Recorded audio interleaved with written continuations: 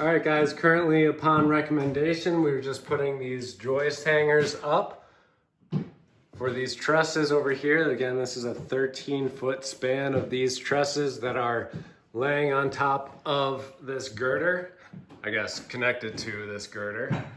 The ones over on this side already had joist hangers in them, but the ones that were underneath the existing wall of the kitchen did not have hangers in them.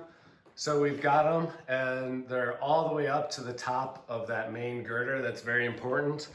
You don't want ones that are only to the top of your truss going across perpendicularly.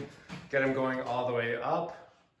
Got them up there, talked to the building inspector, we're good to go. So at this point, we will be removing the temporary wall that we had holding up any pressure, excess force that was coming down on those trusses. So yeah, that'd be great. Then we can close this thing up and get rid of all the nasty insulation that is starting to fall down everywhere. We can close that up, and then the next step of this is going to be closing this area up too. Once we have brought in our circuits over to this point, we're going to rough in the electrical and then plumbing. So we'll probably pull off a bunch of drywall here at countertop level and then look at our kitchen layout, get some larger holes down underneath where we're putting our range wire, dishwasher, disposal circuits, etc.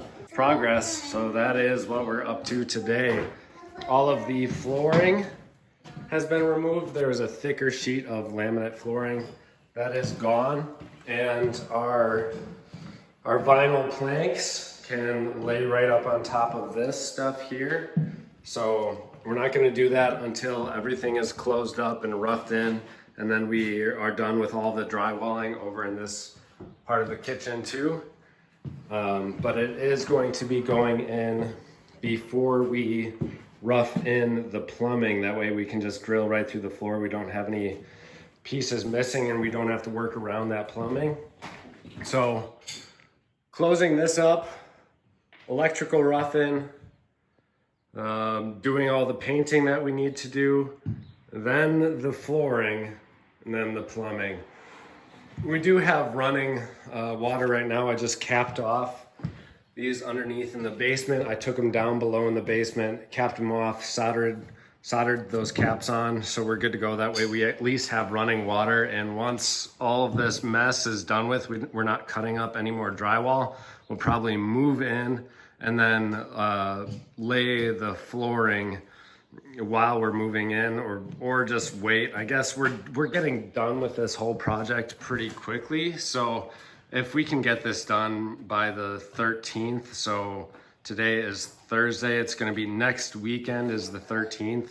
If we can get it done by then, we will be just waiting until it's totally finished off. So yeah, that's it for today. Thank you all so much for watching again. Sorry, not much gardening content out, but I want to keep you guys up to date on this project here. I think some of you might find it pretty interesting.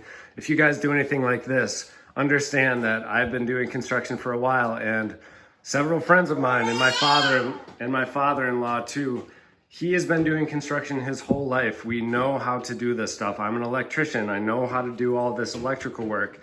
I know how to do the plumbing. But if you are just an amateur going into your house and tearing it apart, understand there can be some major issues that you run into, and you might want to get another person or another opinion before you guys do it and before you jump into something like this, because it is a lot of work. All right, thanks for watching. Talk to you later. Bye.